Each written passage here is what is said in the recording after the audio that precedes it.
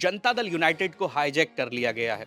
इसमें आरजेडी वाले नाम लेते हैं ललन सिंह का भी, संजय झा का भी। एक फर्क जरूर है कि अगर कोई वक्तव्य ऐसा हो जो समाजवादी आंदोलन की मूल धारा से विचलित हो, खास तौर से धर्मनिरपेक्षता का सवाल हो, समाजवादी आंदोलन के जो प्रश्न लोहिया जेपी छोड़ गए थे वो हों, कर्पूरी ठाकुर का सामाजिक न्याय का या नीतीश कुमार का गुड गवर्नेंस का एजेंडा हो, उस पर अगर कहीं प्रहार दिखता है तो एक एग्रेसिव सोशलिस्ट वर्कर के रूप में मैं रिएक्ट करता हूँ। तो ये कोई हाईजैक करने वाला नहीं है।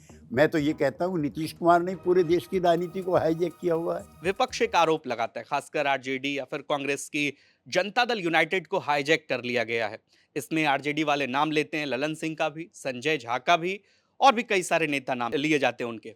आपको लगता है कि नीतीश कुमार के राष्ट्रीय अध्यक्ष रहते जनता दल यूनाइटेड को वाकई हाईजैक कर लिया गया और भारतीय जनता पार्टी की राह पर जेडीयू है? मतलब गठबंधन तो होते हैं लेकिन डिफरेंसेस ऑफ ओपिनियन तो रहते हैं गठबंधन में भी पार्टियों के। देखिए, इसके दो हिस्से कर लीजिए। एक तो हम सब लोग गैर कांग्रेसी आंदोलन से निकले हुए लोग, ये जवाहरलाल जैसे सशक्त राजनेता से अपने आप को लोहिया ने जेपी ने अलग किया था। एक तो हम उस परंपरा के, ठीक है ना। उसके बाद चरण सिंह, कर्पूरी ठाकुर, राजनारायण, मधुलिम, जॉर्ज फर्नांडिस वगैरह वगैरह, ये फिर गैर कांग्रेसी आंदोलन के हिस्से बने। हमारा आपातकाल जेल में बीजेपी वालों के साथ गुजरा।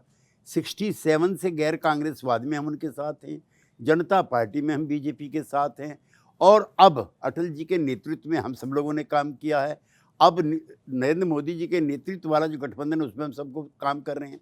एक फ़र्क जरूर है कि अगर कोई वक्तव्य ऐसा हो जो समाजवादी आंदोलन की मूल धारा से विचलित हो, खास तौर से धर्मनिरपेक्षता का सवाल हो, समाजवादी आंदोलन के जो प्रश्न लोहिया जेपी छोड़ गए थे वो हों, कर्पूरी ठाकुर का सामाजिक न्याय का या नीतीश कुमार का गुड गवर्नेंस का एजेंडा हो, उस पर अगर कहीं प्रहार दिखता है तो एक एग्रेसिव सोशलिस्ट वर्कर के रूप में मैं रिएक्ट करता हूँ।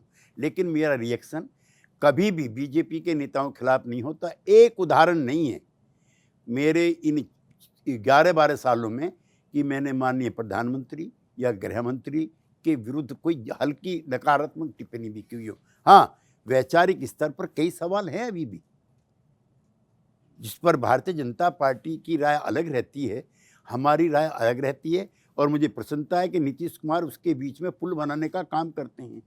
तो ये कोई हाईजैक करने वाला नहीं है। मैं तो ये कहता हूँ नीतीश कुमार ने पूरे देश की राजनीति को हाईजैक किया हुआ है।